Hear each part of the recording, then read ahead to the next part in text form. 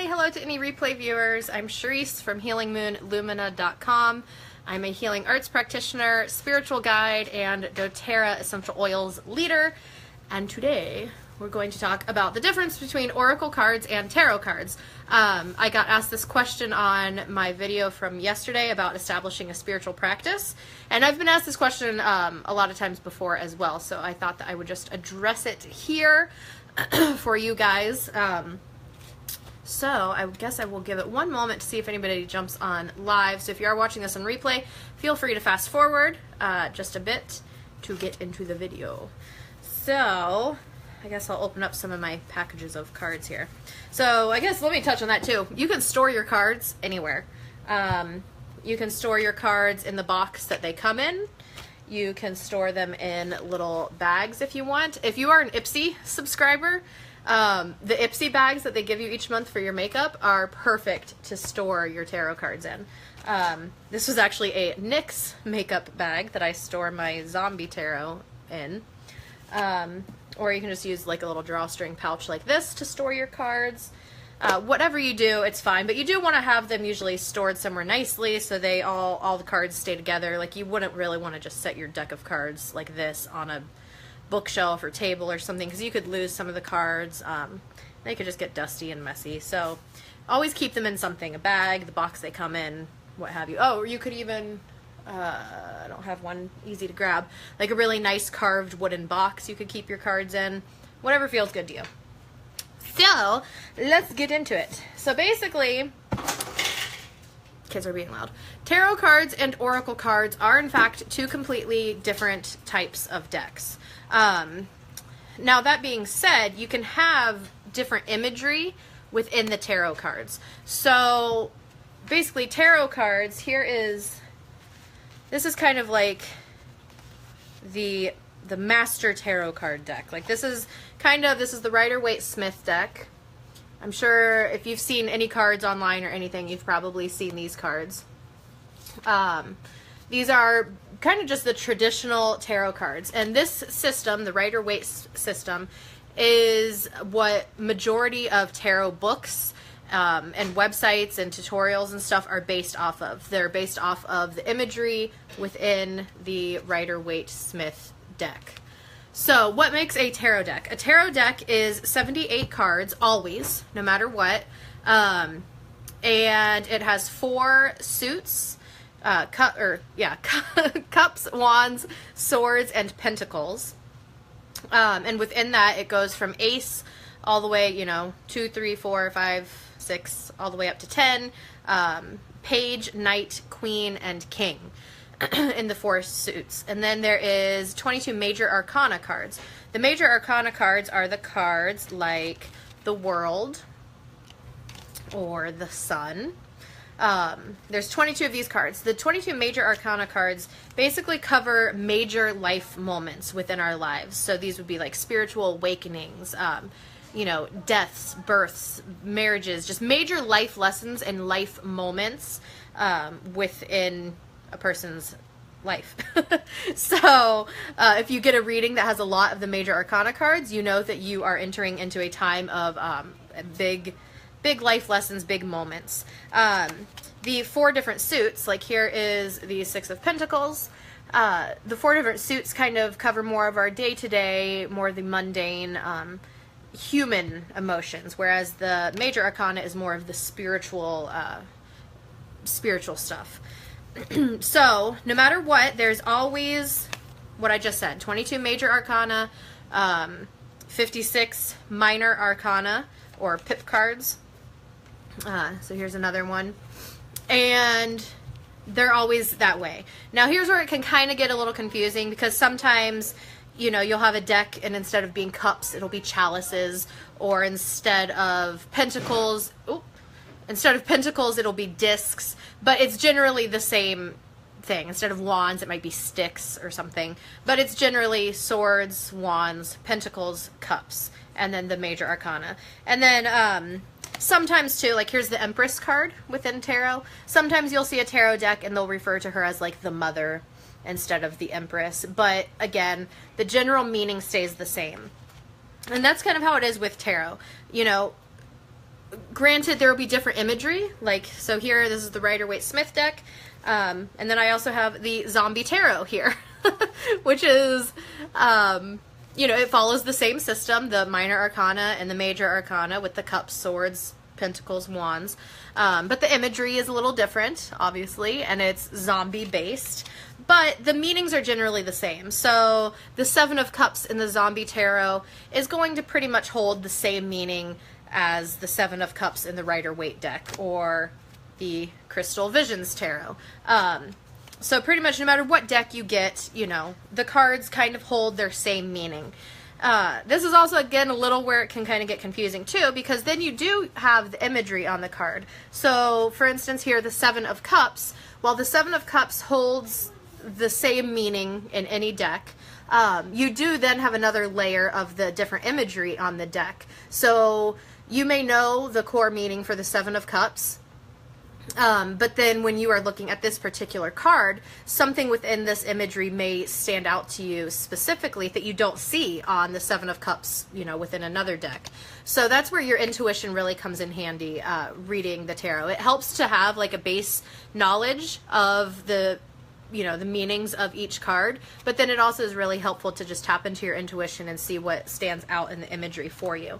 That's why it's so important when you're picking a tarot deck to pick one that really resonates with you, to look at the imagery.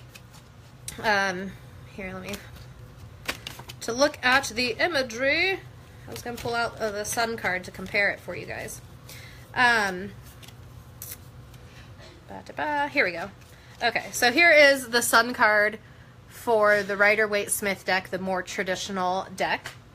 So, you know, so you have the basic meaning of the card, and then you can also see what really stands out to you in the imagery. And then here's the Sun card within the Zombie Tarot. So the Sun meaning is pretty much the same. The base meaning is the same in both of these cards.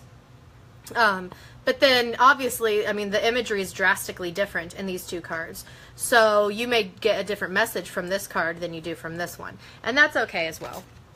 Just the main thing with tarot cards, it doesn't matter what the imagery is. Here's another tarot deck I'll pull out for you. So see, different imagery, different intuitive hits that you can pick up from the imagery, but the core meaning of the cards stays the same, and the core layout of the cards stay the same, meaning the 56 minor arcana and the 22 major arcana. So that's why it's important to really just pick a card or pick a deck that really resonates with you. You can look online, even look on Instagram, search the hashtag of a deck that you're maybe considering, and look at all of the images of it. And see what stands out to you. Because if you don't connect with the imagery and the artwork, you're not going to connect with the deck, and you're going to have a really hard time reading it. Because one of the cool things about, and oracle cards, but tarot cards and oracle cards, is the imagery. And the imagery and the colors and the symbols really speak to our subconscious mind, and that's where our intuition lives, is in the subconscious. So choosing a deck that you really resonate with the images, that will really help you with your reading and connecting to your cards. So, okay. And basically any tarot deck can have any sort of theme. This one that I pulled out, this is the Crystal Visions Tarot. This one is a little more kind of dreamy, kind of fairy tale type deck. Then we have, you know, the Zombie Tarot like I showed you. And then there's this deck, the Goddess Tarot. So the different tarot decks can have kind of different themes as far as, you know, there's a tarot deck that's all about cats. So every image is cats doing something. This one is different goddesses within the deck. So this deck here, it does get kind of confusing. Because this deck here, it's called the Goddess Tarot, and it's laid out pretty much the same, except for the major arcana, instead of it being the Empress, the Emperor, the Sun, the World, the Death card, this particular deck has goddesses for each one. So that can get a little confusing, but like here, instead of the World card, they have Gaia. But it's still laid out the same. It has the 22 major arcana cards and the 56 minor arcana cards with the 4 suits. That's pretty much the simple answer for what is a tarot deck. 56 minor arcana, 22 major arcana, and it's basically the same kind of layout and meaning, except the imagery can change in the cards. Now, oracle decks can be anything. They can be any amount. They can be 20 cards. They can be 108 cards. They can be 56 cards. There's no set amount for an oracle deck. So no set amount. There's no specific cards that need to be included in an oracle deck. You can have whatever meanings you want, whatever kind of cards you want. This deck has 44 cards, and it's all about the goddesses. And again, oracle decks will have all different kinds of themes and stuff. This one is obviously all about the goddesses. And these oracle cards really, I mean, you think tarot decks vary from style to style and imagery. Oracle decks really, really vary. So there's this one that has the goddess on it, and then it has like a keyword, and then it will have a little description. A lot of the time, too, with an oracle deck, you'll have what they call the little white book. And it has more detailed information about the card. So there's that. I'll show you another deck. That being said, not all oracle decks do come with a guide. Like one of my favorite oracle decks is the Oracle of Oddities from Black and the Moon on Instagram. They're such gorgeous cards. And these just have imagery and one word, and there's no guidebook that comes with it. You really do just have to use the imagery to connect with your intuition and come up with your own messages for it, or even the word. What does the word breath mean to you? And then you can look at the picture and see what kind of comes up. So there's really no right or wrong deck to choose. If you want to choose, if you want to strictly work with oracle decks, that's great too. I've had so many amazing readings just with oracle decks. And I haven't even used the tarot. And then I've also had, of course, amazing readings with the tarot. The thing is, a lot of times tarot can kind of give you more specific details, I feel. The oracle decks are good. I personally like them for like daily draws. I'll usually draw an oracle card for a daily draw, or if I just have a question and I need an answer like right then, what should I be focusing on right now, I'll pull an oracle card. But if I want more details and more specifics, I use the tarot deck, because the tarot deck can give you a lot more details and insights and layers. You can also use both of them together. I do that a lot in my readings. I'll use tarot cards, and I will also pull some oracle cards as well. So, and you can use tarot cards for just quick guidance as well. I mean, you can always just pull one tarot card and have a answer or a question answered. So it really just depends on you. I always suggest getting a tarot deck and an oracle deck and working with both of them and seeing what resonates with you most. A lot of people, they do kind of like to start, if they've never read cards or anything before, they do kind of like to start with an oracle deck because they can be a little easier. Because like I said, a lot of the time with oracle decks, there's already, there's usually like a keyword, and then there's sort of a description on the card. And they usually have the little guidebook with it. So it kind of takes a lot of the guesswork out of it. So you can read the little caption on the card, you can read the little book, and then you can also come up with your own intuition for reading oracle cards. Tarot cards, they can seem a little intimidating. They're really not, though. I mean, yeah, they're really not. If you want to read more or learn more about the tarot and about oracle cards, I really suggest taking the Holistic Tarot Reader Certification course that is offered through my team. It's our doTERRA team, the Moon Blossoms and Blossoms United. Anybody who enrolls on my doTERRA team, either as a wholesale customer or wellness advocate, no pressure to sell or anything. When you enroll with one of the enrollment kits, you also, you not only get amazing oils from doTERRA and wholesale prices from doTERRA, and me as a mentor to help you use your oils or do the business, but you can take the Holistic Tarot Reader Certification course, which is an amazing course. It breaks down really well the difference between oracle cards and tarot cards. It really teaches you well how to use the tarot. Has different spreads that you can learn to read cards. It's really, really amazing and in-depth. So if you would like to access that, comment below or send me a message and let me know, or if you just have any questions in general on tarot or oracle cards, or how to work with them, let me know, and I would love to help you out, because tarot and oracle cards are basically the best thing ever. That was my first tool. It was this deck. I got my first tarot deck when I was 13, and here she is. It was this one that I was showing you.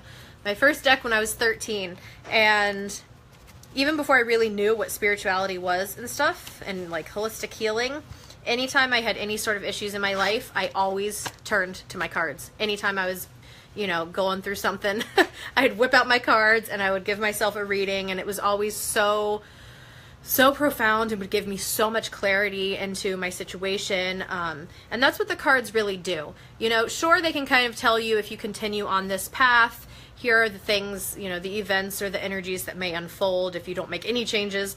But what I really, really like them for is to just give you insight into that subconscious and into the intuition and into, you know, looking at things from a different angle that maybe you aren't seeing right in front of you. They're, like my friend Allie calls them, they're a counselor in a box. And they pretty much are, because they really help you to get through things and navigate things in life. That being said, though, I would like to say, if you do feel like you actually need a legitimate counselor, I'm all for therapy, professional help. I've seen a therapist multiple times in my life, and I also use my cards. So yeah, I just want to have that kind of little disclaimer. Anywho, if you want to take the Holistic Tarot Reader Certification course, it's not available to the public. It's only available to customers or advocates of our doTERRA tribe. So let me know. You can access that at healingmoonlumina.com. And yeah, happy reading, everybody. Bye. Peace and love.